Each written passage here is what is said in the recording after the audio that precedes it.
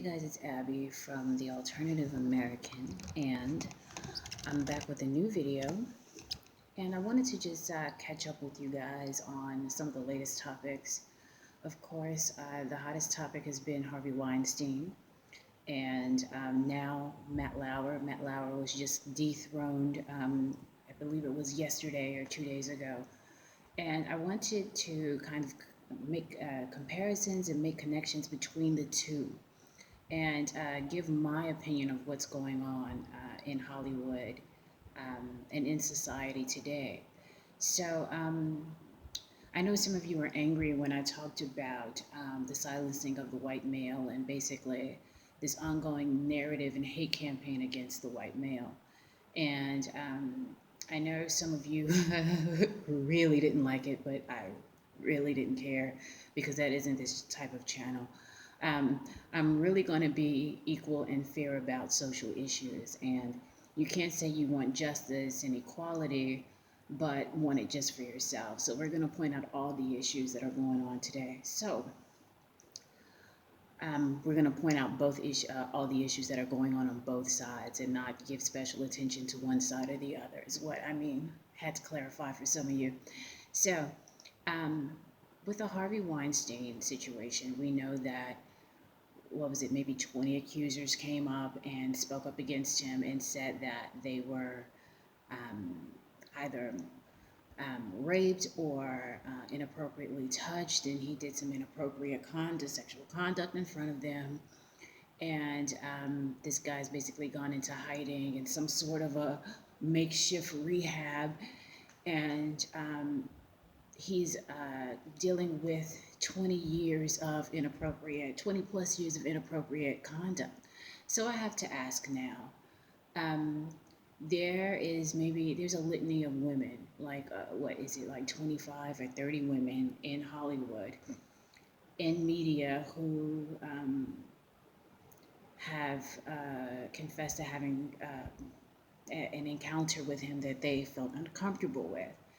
But my question is, why did it take 20 years to bring someone like that down? And I understand they say that he's powerful.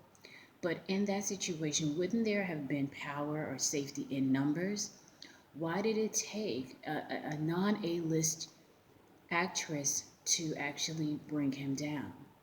If you really ask about it. Now, they said that throughout the years that a few actresses had reported him and tried to file charges against him.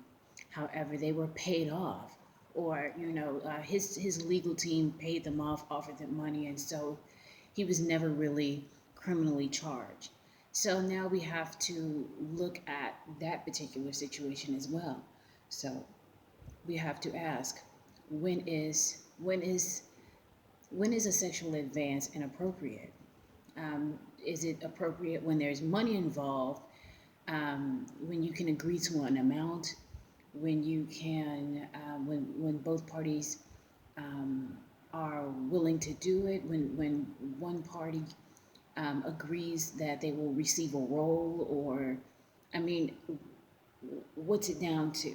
You understand what I'm saying? So, looking at that situation, it didn't seem to be cut and dry. There were women who spoke out against him, whom he gave money to, whom he paid hush money to. And there are women who actually accepted the trade. So, what's coming to light isn't really enough. It's not the nooks and crannies that we really need about this situation. We need to see the whole picture. And the whole picture is that there is a lot of play for parts in Hollywood, and that a lot of us, or a lot of people in Hollywood, already knew about, but were quite comfortable with. And then it also brings up with a few of the men, inappropriate conduct with other men.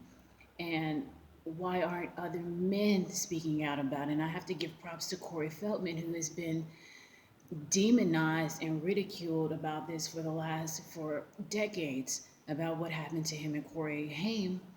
And if you're part of that generation, you know how beloved those two guys were and still are in certain of us eyes, and in some of our eyes, and what they went through to get their story told, and they still haven't been taken seriously. But I guess that's a different situation, right? Because it happens to men, and right now the West is on an anti-male, especially white male hatred campaign. So who cares that they've been sexually molested, right? Because that's the current campaign that is being pushed, that the white man is a devil. Okay, we get it.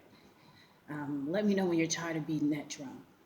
But back to Harvey Weinstein. So he's been hoisted up, and rightfully so, if there are people, people that he really offended who weren't down for whatever he was pushing. But why did it take 20 years? And why did some of the women jump on the bandwagon to get their 15 minutes of fame on certain talk shows to really kind of push their own agenda, because they weren't so pro-woman and they weren't so pro-feminist when this was going on. They weren't so save a sister, when this was all going on. So where was feminism in all of this? A lot of women, and we're talking the most powerful women in Hollywood and in media, keeping their mouths shut and not being able to band together, but yet claiming to be pro-woman and claiming to be feminist. Where were they when all this was going down? Why didn't they band together and speak up? So I got questions about that. Where was feminism? Where was this quote unquote sisterhood that women are taught to believe in? That women are demonized for quote unquote going against. So, like I said, I got questions. I got questions about it. And now, just a few days ago, Matt Lauer was hung out to dry. They said again that he had decades of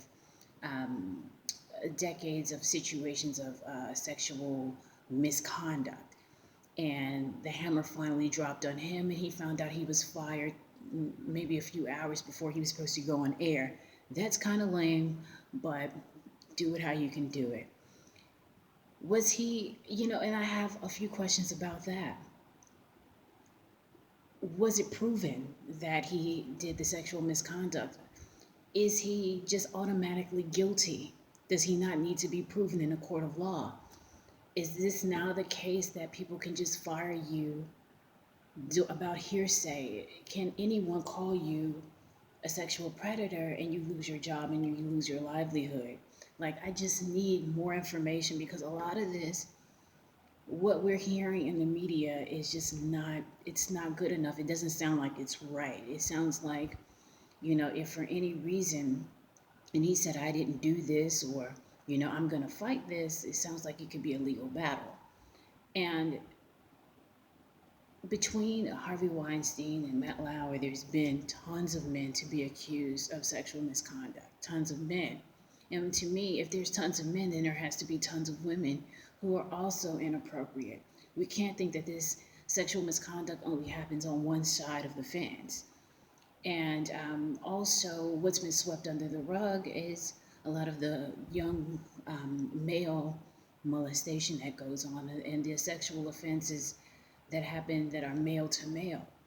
So, but the media kind of focuses on them when they're trying to string up, when they're on their campaign of beating that drum of hate the white male. So, I'm really, again, I got a lot of questions. I got a lot of questions on what's the end game? What is the message that's being promoted? Are we going to implement laws that say that when this happened, you need to say something right away?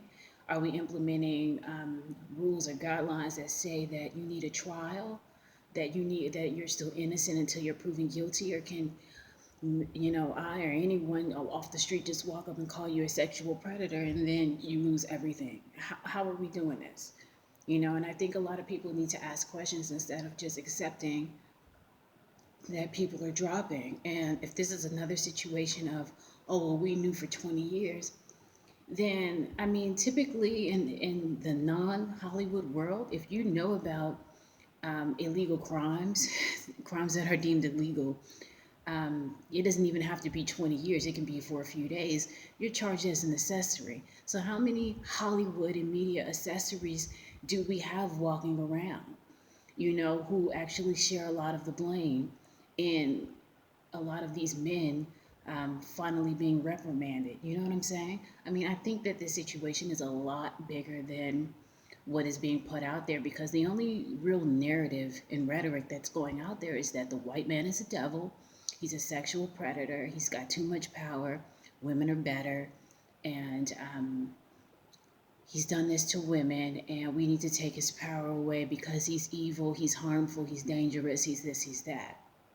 That's the only narrative that I'm getting out of here, and I think that we really need to be careful of how we demonize any gender, any race in America, because it does have harmful long-term effects, and we're actually beginning to see that. We're actually seeing in the crime stats that, you know, that white men are being tired of being picked on. Not enough of them are standing up and speaking out about it, though. Not enough of them are speaking out about it. In my eyes, from what I'm seeing, a lot of them are just a little bit too passive. From my eyes, all I'm seeing are Tucker Carlson and Alex Jones are really speaking about this campaign of white male hatred. And I think people need to wake up and understand that what happened to the idea of calling out the act or demonizing the act and not demonizing the person? Whatever happened to um, looking at a situation and analyzing the root, the cause, the foundation, and trying to correct the situation instead of just hanging men out to dry, because women aren't being hung out to dry in this situation. And I can understand, because, women are looked at as the victims, but there's also a lot of women who are demonizing men and hanging men out to dry, who are a little dishonest, who actually, were paid off and were accepted hush money, but they came out anyway, or they, said that they were okay with situations, and later on they came out to also cast their daggers. So I got a lot of questions. I want to hear what you guys think below. And I'm back. I'm going to be making a lot of videos, and I have a few videos about connected to this particular video, so just stay tuned. Comment, rate, subscribe. You can share my videos and support me on Patreon, because this is definitely going to be a publicly or viewer supported channel. I can already tell, because I'm not really going with the narrative of um, just this anti-hate narrative of any gender, of any race, of any sex. I'm just not down with it. So I know that my videos are going to be flagged. So I'm going to be counting on you guys for your support.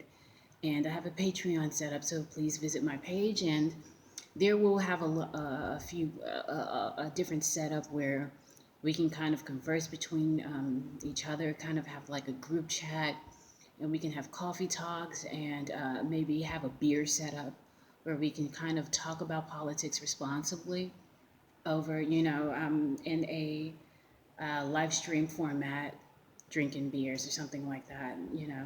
So I look forward to having all of that in the future with you guys. Thanks so much for watching. Comment, rate, subscribe again, and support me on Patreon. Thanks a lot. Bye.